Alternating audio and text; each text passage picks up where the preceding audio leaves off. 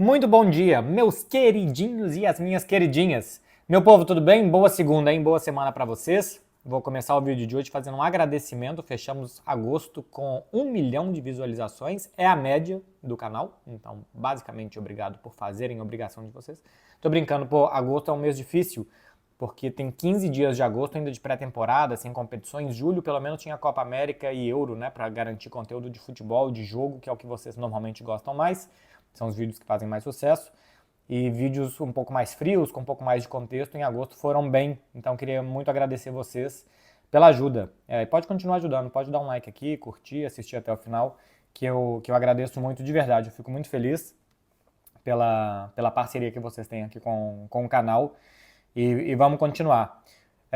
O Café com Beckler vai ser, como vocês já devem ter visto aí na thumb ou no título, né, falando de jogos. Eu vou falar da situação econômica do Barcelona amanhã. Amanhã o João Laporta vai dar uma entrevista coletiva para fazer um balanço do mercado de transferências e acho que vai responder alguma coisa sobre Nico Williams, sobre fair play, enfim, quando que o Barcelona vai voltar à normalidade econômica. Então eu vou esperar, eu não vou fazer isso hoje porque eu vou esperar o Laporta falar para eu fazer a análise baseado também nas explicações do Barcelona, né, ouvindo o outro lado. Acontece que a partir de amanhã eu saio 10 dias de férias. Vou continuar fazendo vídeo aqui pro canal, saio de férias da TNT. E eu vou viajar para o Egito. Vou ver lá as pirâmides feitas pelos alienígenas do passado. Então, vou estar em voo e tal. A hora que eu chegar no Egito, chegar no Cairo, depois chegar no hotel, eu vou ver o que o Laporta falou e vou gravar um vídeo para vocês. Então vai ser mais tarde, vai ser já no início ou no meio da tarde para vocês, ou até já no finalzinho da tarde para vocês aí. Vai ser a hora que der amanhã. Mas de manhã não vai ser não. Então, paciência para vocês, mas vai dar tudo certo. Vou gravar falando dessa situação econômica do Barcelona. Normalmente, quando o Barça divulga o balanço, coisa que ainda não foi feita, o diretor econômico, que saiu na temporada passada, mas normalmente o Barcelona oferece também uma entrevista coletiva para explicar a situação econômica do clube. Isso deve acontecer em outubro. Então amanhã a gente não deve ter detalhes, muitos detalhes de números, de fair play, de qual que foi a receita, qual que foi a despesa, mas sim um balanço do mercado. Beleza? Dito tudo isso, bora lá, porque são 3, 4, 5, 6 jogos que eu vou falar com vocês. É muito provável que eu espirre porque eu tô ficando resfriado. Então, qualquer coisa, saúde. Olha só, o primeiro Chelsea Crystal Palace 1-1, jogo que eu assisti ontem no domingo à tarde, aqui domingo de manhã para vocês. Eu já vi o Chelsea 3 vezes essa temporada. Vi contra o Wolverhampton, contra o Manchester City e vi agora de novo. Tô muito curioso pelo Chelsea, porque já terminou a temporada passada bem com o Pochettino. Em 2024, o Chelsea tem um bom número de pontos na Premier League. Acho que só Arsenal e Manchester City têm mais pontos do que o Chelsea. Mas o clube passa por muitas mudanças, é um clube muito convulso, mas o time de futebol é meio diferente do clube, né? Quando é possível, às vezes não é. Mas o time de futebol tende a ficar um pouco à parte dos malabarismos que que o clube faz na contratação. Então acho que dentro de campo a coisa está indo até melhor do que fora. E eu vi 3 jogos já essa temporada e eu gostei. Apesar de um tropeço, né, foi uma derrota, uma vitória e um empate até aqui. Eu gostei bem do Chelsea. Acho que até o gol de empate do Eze estava jogando muito bem. Estava faltando ser mais contundente, estava faltando matar. O Henderson fez um jogaço também, o goleiro do Palace. Mas o Chelsea teve muitas boas chances para matar o jogo. Acontece que a Premier League ela tem um quê que muitos outros campeonatos não têm, e eu acho que por isso é o torneio de clubes, o torneio nacional de clubes, né, mais difícil, porque o Palace, que é um time de meio de tabela, pode ter um jogador como o Eze. E olha que perdeu o Olise, né? E olha que já tinha perdido outros também na temporada anterior. Então, é um jogador que pode ser muito decisivo, muito bom, que poderia estar em um time mais potente do que o Palace, e ele fez o gol de empate, e depois ainda podia quase ter virado, né? Numa assistência que quase dá certo, e depois num passe e depois num chute que não é completado igual o gol do empate. Agora, chama atenção isso do Chelsea ser um clube convulso e de ter muitas coisas que parecem muito incoerentes, e eu acho que são. O Malo Gusto sentiu, se machucou, saiu sem poder continuar no gramado. E o Chelsea não tinha no banco de reservas nem o lateral direito. Cara, você tem um elenco, tudo bem que tem jogadores emprestados, que negociou outros, que emprestou alguns, mas você tem um elenco de 40 jogadores e você não tem 2 laterais direitos. O Reece James é um jogador que se machuca muito, eu não sei se a opção por não utilizar o Chilwell na esquerda essa temporada foi a questão física, mas o Reece James sofre do mesmo mal, né? é um jogador que não está saudável. Você não pode contar com o Reece James por melhor que ele seja, não por uma questão técnica, por uma questão física. E é isso já há muitos anos. Malo Gusto eu gosto muito. Lembro que a primeira vez que eu vi ele jogar foi num Lyon, Paris Saint-Germain. Ele jogou muito bem marcando o Neymar, acabou fazendo um pênalti que pra mim nem foi naquele jogo e tal. Mas eu gosto do Malo Gusto já tem muito tempo e acho que tá vindo bem até a lesão. Depois entrou o Mudryk, o time foi jogar meio que num 3-4-3, ficou esquisito. Gostei muito do Madueke de novo e do Cole Palmer por dentro. Eu acho que é uma boa forma que o Maresca está encontrando de encaixar os dois. Tem esses dois muito bons jogadores e está encontrando forma de encaixar eles. Falta encaixar um Cucu. Nesse time ainda tem que ter espaço para ele também porque ele é muito bom. Então vamos ver se na outra ponta, onde jogou o Pedro Neto, né? Mas não é muito a dele, mas se ele consegue jogar por ali. E eu acho que é um próximo a ser encaixado no time do Chelsea. Manchester United 0, Liverpool 3. Primeiro print screen que eu vou colocar aqui na tela para vocês verem as atuações individuais dos jogadores do Manchester United. Cara, Casemiro, Mainu, e ainda tem o Zirkzee ali, que teve realmente uma participação muito discreta, mas Casemiro e Mainu foram muito mal. O Casemiro errou nos 2 gols do Liverpool no primeiro tempo, o Mainu errou no gol do segundo tempo, logo depois acho que teve uma falha do Lisandro, que no primeiro tempo também já tinha cometido uma, né? Que quase permitiu ao Liverpool o 4-0. Foram muitas e muitas falhas do Manchester United em saída de bola. Muitas. Então eu acho que... Eu não vou passar pano pro Casemiro, nem pro Mainu. Eu gosto muito dos dois, mas não é isso. A questão é que acho que quando tantos jogadores erram individualmente saída de bola, talvez tenha um problema coletivo de não ter saídas, de não encontrar os passes, e do técnico tá pedindo para forçar aquilo, que talvez seja o maior problema. E eu tenho essa sensação, tá? O Liverpool, como queria recuperar a bola logo depois de perder, o Manchester United não queria se desfazer da bola, muitas vezes não tentou o passe longo, tentava sair jogando. O erro, por exemplo, do Casemiro no segundo gol é muito bobo mesmo, assim, é um lance lento dele para se decidir. O primeiro é um erro de passe que até parece um passe banal, mas o Liverpool tapa muito bem. Tem mérito do Liverpool também nessas recuperações. Mas o Casemiro foi o escolhido para ser o culpado pelo Erik ten Hag, mas a gente viu que esses erros de saída não se resumiram só a ele. Ah, uma coisa, eu não lembrei nem de brindar meu cafezinho com vocês. É lógico que não tem coisíssima nenhuma aqui dentro. Tomei café já 2 vezes hoje, nenhuma aqui no Café com Beckler, porque é uma tradição nossa, é uma coisa nossa, né? Uma piada interna que só a gente vai entender. Mas tá aqui, cafezinho. E agora eu vou tomar água. Eu vou continuar falando de Manchester United e Liverpool para enaltecer o Liverpool um pouco também. 2 assistências e um gol do Salah. Jogou muito bem. O Salah aproveitou muito esses erros do Manchester United. Para mim, o grande jogador é o Luiz Dias. Rápido em velocidade, quando você precisa esticar a bola na frente, colocar para ele correr, ele vai. Muito elétrico em espaço curto, para achar espaço, para tentar drible, incomoda demais. E eu acho que entendendo muito bem as jogadas por dentro também. A jogada do segundo gol, por exemplo, é o segundo que é o dele, dentro da área, que ele bate, enfim, nem lembro. Mas a jogada do gol dele no primeiro tempo, o primeiro é de cabeça, o segundo é finalizando, né? Entendendo muito bem os espaços, onde tem que estar, finalizando bem também. Jogador que cada vez eu gosto mais. Vi a primeira vez num Porto Chelsea, em loco. Aquele jogo de Liga dos Campeões. E já gostei muito. Uma baita contratação do Liverpool. Não entendi muito bem como pareceu que estava no mercado. Pelo menos aqui em Barcelona falavam que era uma alternativa no Nick Williams e tal. Se eu tenho o Luiz Dias, eu não abro mão dele de jeito nenhum. E acho que foi muito bem. 3 vitórias consecutivas do Liverpool. Começa muito bem o Arne Slot. Muito bem mesmo. Eu não vi os 2 primeiros jogos. As sensações contra o Manchester United foram muito boas. E o Manchester United, uma vitória e 2 derrotas em Premier League. Mais um empate que vira derrota na Supercopa, né, contra o Manchester City. O Ten Hag falou depois que desde a chegada dele, só o Guardiola ganhou mais títulos que ele na Inglaterra, porque ele ganhou a Copa da Liga e ano passado ele ganhou, esse ano ainda mais temporada passada, a Copa da Inglaterra. É verdade, mas também é verdade que o time teve a pior classificação em muito tempo na Premier League, que caiu na primeira fase da Liga dos Campeões e não conseguiu nem ir para a Europa League.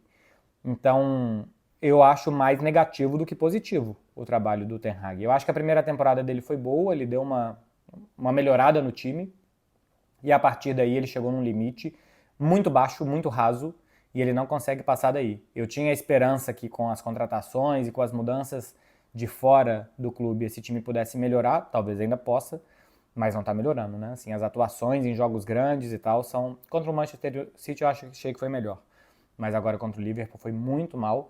E já está acontecendo há muito tempo que o Manchester United não é capaz de olhar os seus rivais olho no olho. Ele pode até ganhar, como ganhou do Liverpool na Copa da Inglaterra, empatou com o Liverpool na Premier League, depois ganhou do Manchester City na Copa da Inglaterra também, mas sempre numa posição de inferioridade, parece. De esperar, de ficar muito fechado, é muito pouco o DNA que esse time construiu com Alex Ferguson. Então, o que falou o Ten Hag é verdade, mas também tem uma frase que é: você pode falar uma grande mentira dizendo apenas verdades, né? Então, o que ele disse é verdade, ninguém ganhou títulos, ninguém ganhou mais títulos do que ele, além do Guardiola desde que ele chegou, mas isso não quer dizer que o Manchester United está indo muito bem, que está no caminho certo. Me parece que não. Vou passar para campeonato alemão, porque me chamou a atenção a vitória do Bayern de Munique sobre o Freiburg 2-0, com um time muito modificado, especialmente os laterais. Especialmente os laterais não, mudou muito mesmo o Bayern de Munique, porque jogou num 4-1-4-1, que se convertia, eu vou mostrar aí para vocês, em um 3-2-5, quando o time tinha... Vou espirrar. Não vou segurar não. O resfriado está chegando e numa velocidade boa.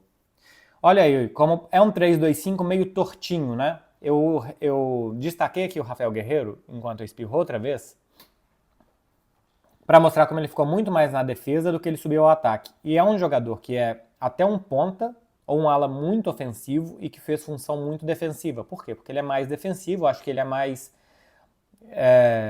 acho que ele preenche melhor a defesa do que o Alphonso Davies.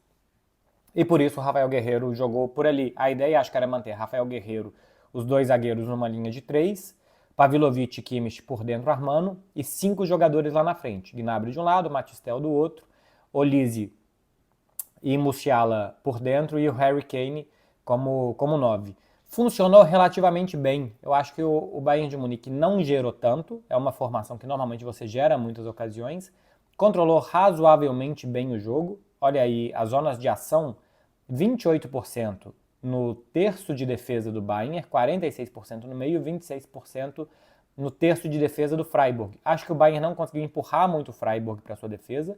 Foi um jogo na Allianz Arena, né, na casa do Bayern. Tem aqui embaixo a estatística, entradas no último terço, 67% do Bayern, 49%, não, 67% número absoluto, do Bayern, 49% do Freiburg. É bem parelho, né? Assim, não é um jogo que o Bayern foi muito dominante, mas também não deixou o adversário ter grandes e grandes oportunidades para marcar. Então, foi um jogo relativamente controlado do Bayern, sem tanto volume ofensivo, mas sem permitir volume defensivo. Foi um jogo mais morno. Foi um jogo bem mais morno que o Bayern de Munique fez. Não pareceu um jogo de Bundesliga, que é muito laicar, que é uma trocação de golpes muito frenética.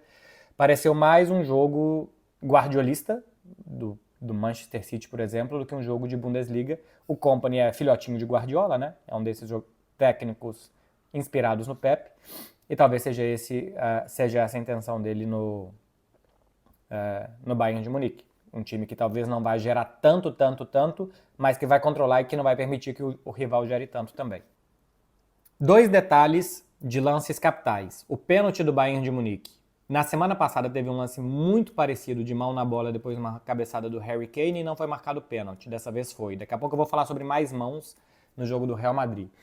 Eu, sinceramente, estou cada vez mais desistindo de tentar entender qualquer tipo de critério para mão na bola.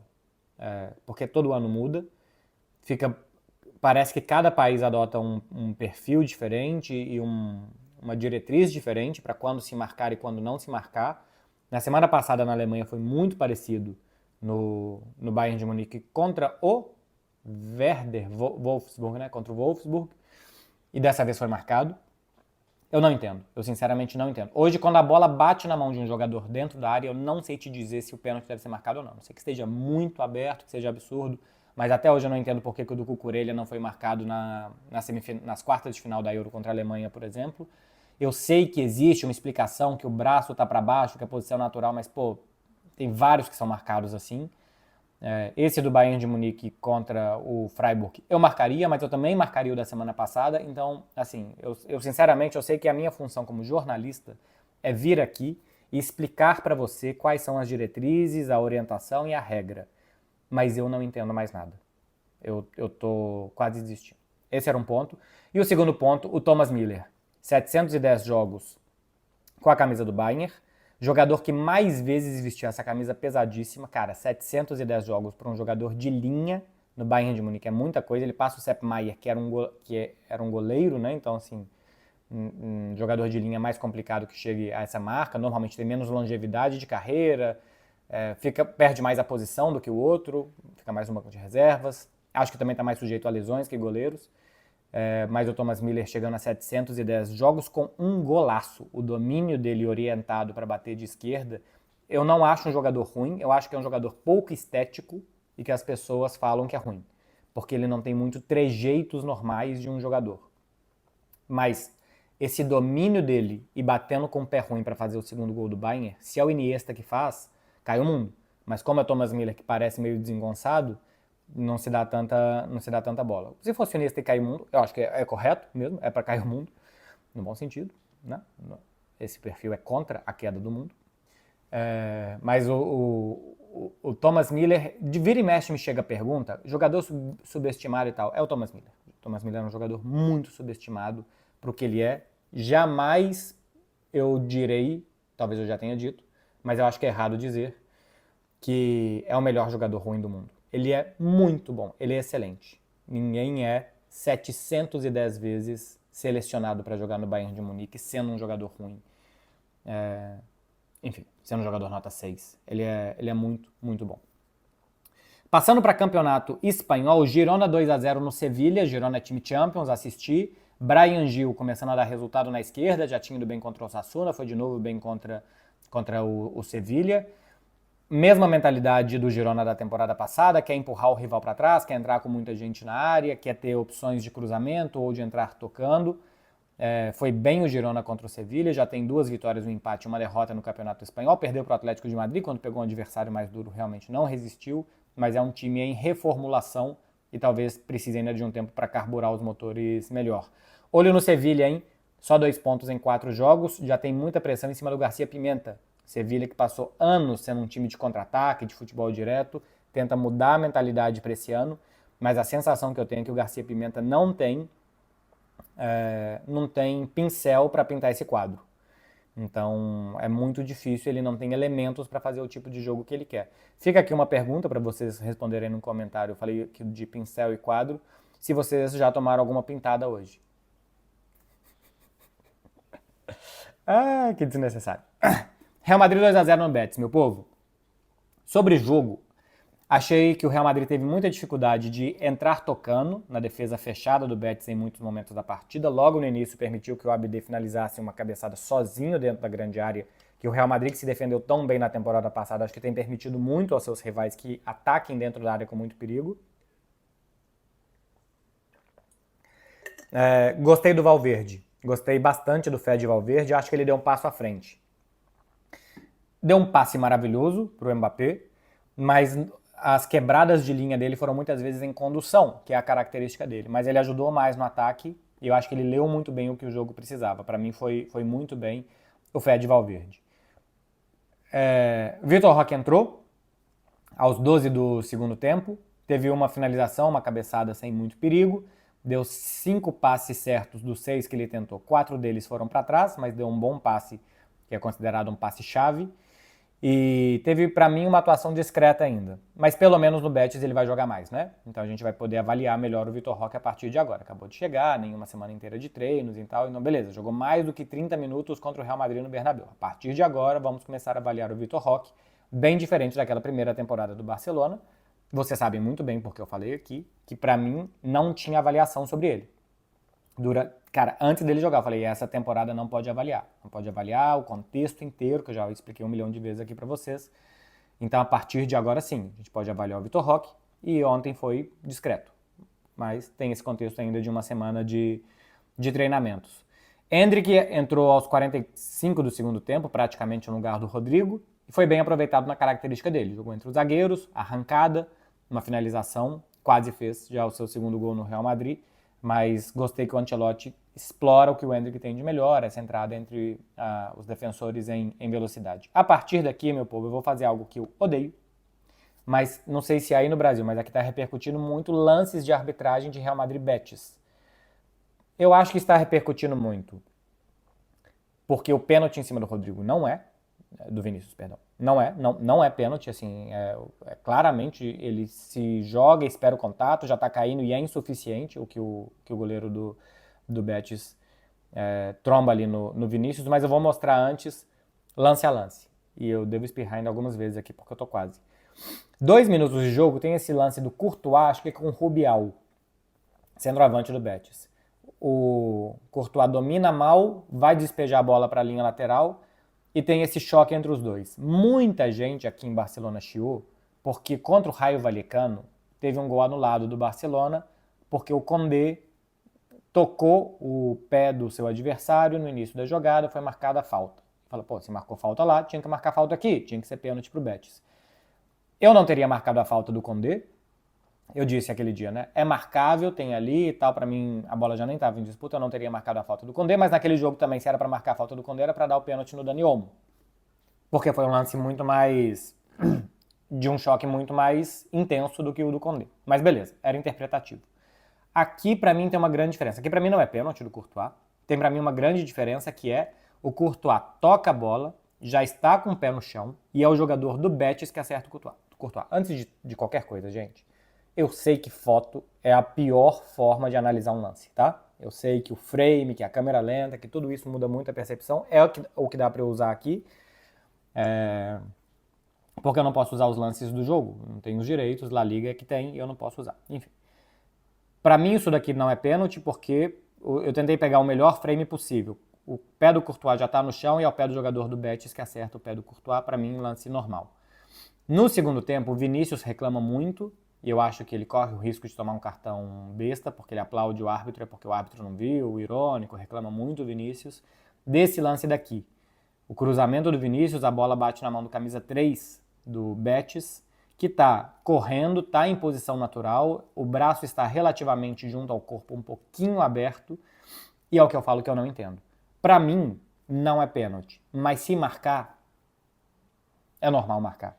O braço realmente está um pouco aberto, para mim é diferente do lance do Cucurella, isso aqui, por exemplo, está bem menos aberto o braço, está na corrida, já tem uma orientação que não é preciso os jogadores colocarem o braço para trás, né, para ter uma desvantagem e tal. Então isso aqui é um braço aberto normal, para mim isso aqui não é pênalti também. Mas, é o que eu já falei 2 vezes, eu entendo cada vez menos as mãos, por que marca uma, por que não marcam as outras. Para mim isso aqui não é pênalti. Aqui para mim em cima do Dani Ceballos, também é um lance no segundo tempo. Eu não sei se isso aqui é o William Carvalho ou se é o zagueiro. Acho que é o William Carvalho no Ceballos. Ó, quem tocou essa bola aqui foi o Ceballos. Ele tá dominando a bola, tentando girar, e o pé do jogador do Betis bate no calcanhar do Ceballos, para mim, com força suficiente para derrubar, e o Ceballos cai, valoriza, finge que tá lesionado, é lógico que não tá, mas para mim isso aqui é suficiente para lesionar. Ele tá com o pé fora do chão, isso aqui realmente tira o ponto de apoio dele. Para mim aqui era o pênalti. Para mim o único pênalti do jogo é esse daqui. E depois tem aqui o lance do Vinícius. O joelho do goleiro vai acertar o pé direito do Vinícius ou um pouco antes ou um pouco depois disso. Para mim aqui o Vinícius já está dobrando para cair, o goleiro está com as pernas recolhidas, ele não vai chegar na bola. Para mim o Vinícius aproveitou de um mínimo toque, existe o toque. É sancionável como pênalti? Para mim não. Para mim aqui não era pênalti, mas teve um pênalti antes disso, não marcado para o Real Madrid. 2 gols do Mbappé, quem estava chamando ele de potinho de pipoca. Agora acho que vai ter que esperar um pouquinho mais para chamar de novo.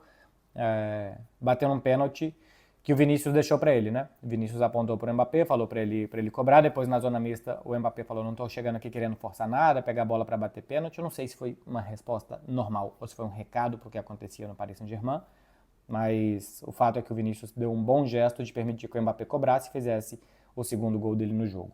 E para finalizar, minha gente, Cruzeiro 3, Atlético Goianiense 1. Por que só assistiu o Cruzeiro no Campeonato Brasileiro? Porque sim. Até assisti Bahia e Red Bull Bragantino também, mas assim, já estava mais para lá do que para cá para dormir. Não tenho capacidade de analisar, não. Cruzeiro e Atlético Goianiense. Cara, o Cruzeiro fez 8 jogos em 27 dias, do dia 5 de agosto contra o Fortaleza até 1 de setembro contra o Atlético Goianiense foram 8 partidas, com viagem para Argentina, Porto Alegre, Espírito Santo e Salvador. E olha que o jogo do dia 5 foi à noite e esse foi de manhã contra o Atlético Goianiense. Então, assim, é basicamente no espaço de 26 dias essas 8 partidas. É muito jogo, é muita viagem, não tem tempo para treinar num time que mudaram muitas peças. Então, eu acho justificável. E, assim, dessas 8 partidas, eu acho que só venceu 2, né? Ganhou do Boca e agora do Atlético Goianiense. A confiança caiu, a capacidade física caiu e o time não tem tempo de treinar, de se acertar no que eu acho que é preciso de um time que mudou muito. Sem esse contexto, criticar o Seabra sem levar tudo isso daqui em consideração, eu acho errado. Tudo bem que algum jogo ele podia ter tomado uma decisão, outra, ok.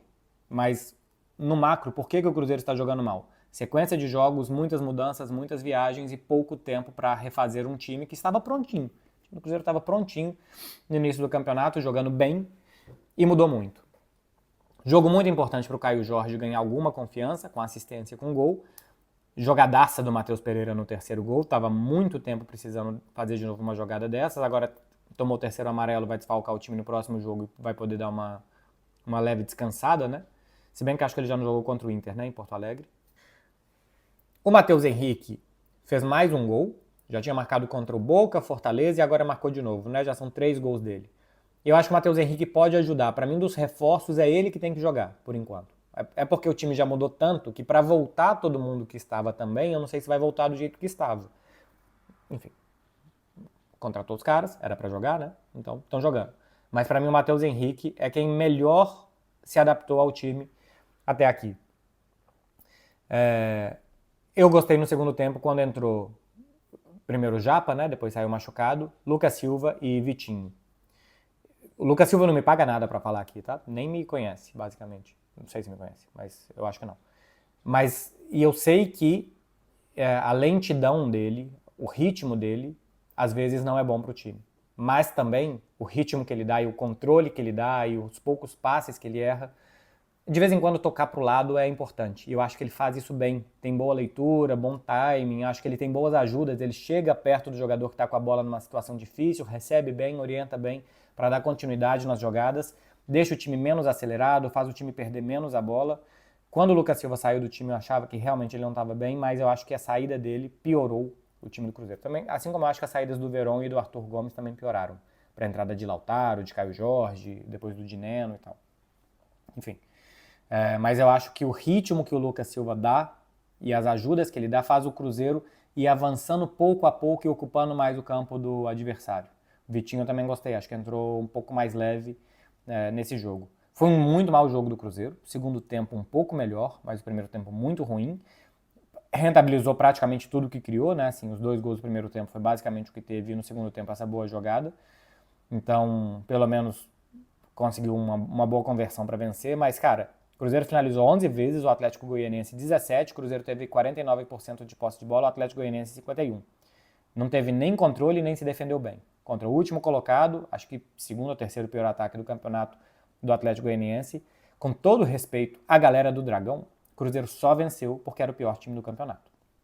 Senão não tinha vencido. O Cruzeiro precisa melhorar bastante se ele quiser brigar por Libertadores. Hoje ele está ali na faixa dentro do G6, né? Acho que está em quinto. Mas para brigar por Libertadores, o Cruzeiro vai precisar melhorar muito para essas 13 rodadas finais de campeonato, porque o time parou de jogar bem mesmo. Assim.